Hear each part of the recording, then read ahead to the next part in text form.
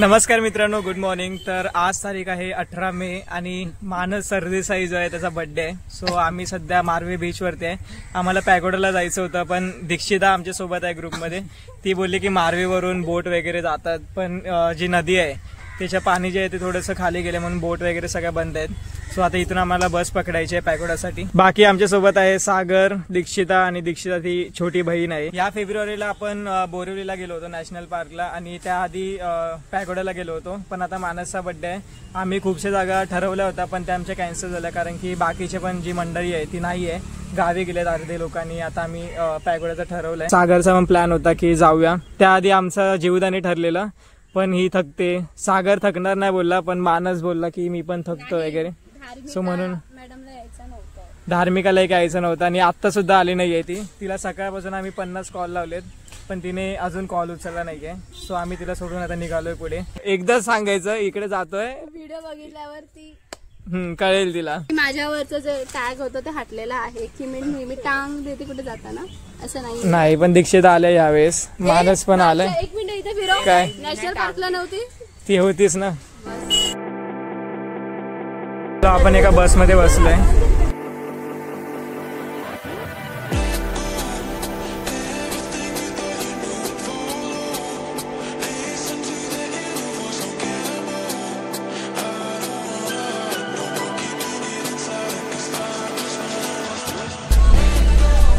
आपल्याला उतरायचं आता इथे।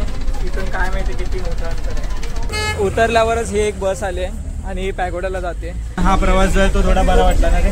हा, बोरिवली पासून आपल्याला तिकडून रिक्षा पकडावं लागते, मग बोट चेंज करावं लागते आणि त्याचा खर्च पण थोडा एक्सपेन्सिव्ह आहे बोटीचा वगैरे। पण इथून आम्हाला 15 रुपये बोटला गेले, मग आता बसला बघूयात किती लागतात। ओ भाई, 1-2 वर्षानंतर इथे आलोय आणि खूप सुंदर वाटतंय।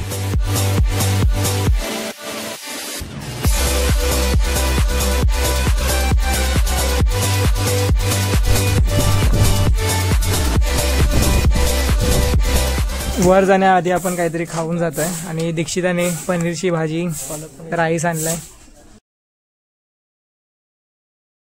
समोरच आहे आपला ग्लोबल विपश्यना सेंटर।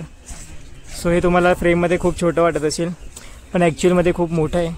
आपण सगळ्यांना विचारूया त्यांना कसं वाटतंय। जेवण शांत भारी वाटायचं। दीक्षिता कसं वाटतंय?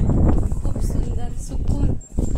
इथलं वातावरण आहे जे इथे थंड वाटतंय, पण आजूबाजूला जे आहे की ऊन आहे, कारण की उन्हाळा आहे। पण सांगू का, खरंच इकडे खूप पॉझिटिव्हिटी वाटते, कारण की मी इकडे जे आल्याला पहिले नोट केलं की हे दाखव इकडे, हे जे लिहिलेलं आहे हे तुम्ही खरं, मी तर बोले व्हिडिओ पॉज करून वाचा, खूप छान जे काय व्हिडिओ पॉज केला तरी कसं वाचतं? अरे म्हणजे आपण दाखवलं तुम्ही पण खूप आहे, कारण की हे पूर्ण जे आहे ते राऊंड मध्ये फिरतंय। सो एवढं तुम्ही नाही वाचू शकणार आणि मी दाखवू सुद्धा नाही शकणार, पण ऍटलीस्ट 1 सेकंदासाठी तरी ठेव, म्हणजे ऍटलीस्ट जे बघणार आहे त्यांना खरंच वाचायचं। काही पिक्चर्स मी टाकतो ते तुम्ही वाचा आणि समजायचा प्रयत्न करा। थोड्या वेळ आपण इथे बसूया आणि त्यानंतर आपण एक चक्कर मारूया, कारण की उन्हामध्ये थोडी हालत खराब होते। सो हळूहळू आपण थोडं बघूया सगळं। पॅगोडाला आल्यानंतर इथे 10 मिनिटं विपश्यनासाठी बसायचं असतं आणि हे तुम्हाला डोम जे दिसतंय त्याच्या आतमध्ये बसायचंय।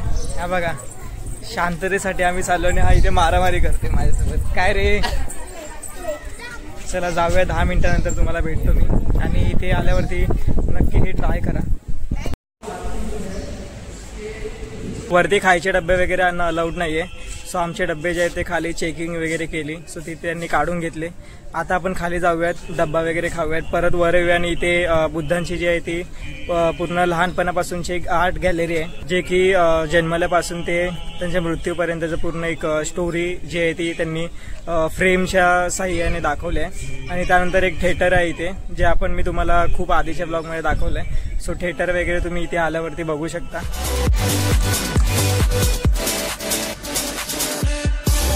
संध्याकाळचे 5 वाजलेले आहेत आणि आम्ही टुगेदर आहोत, म्हणजे 9 वाजल्यापासून ते किती आतापर्यंत 5 वाजले, म्हणजे हा आतापर्यंत आम्ही इकडेच फिरतोय। म्हणजे मला तर वाटतं एका दिवसाला आपण 2 स्पॉट फिरले झाले असते, पण आम्ही कसं बाहेर गेलो, डब्बा वगैरे अलाउड नव्हता।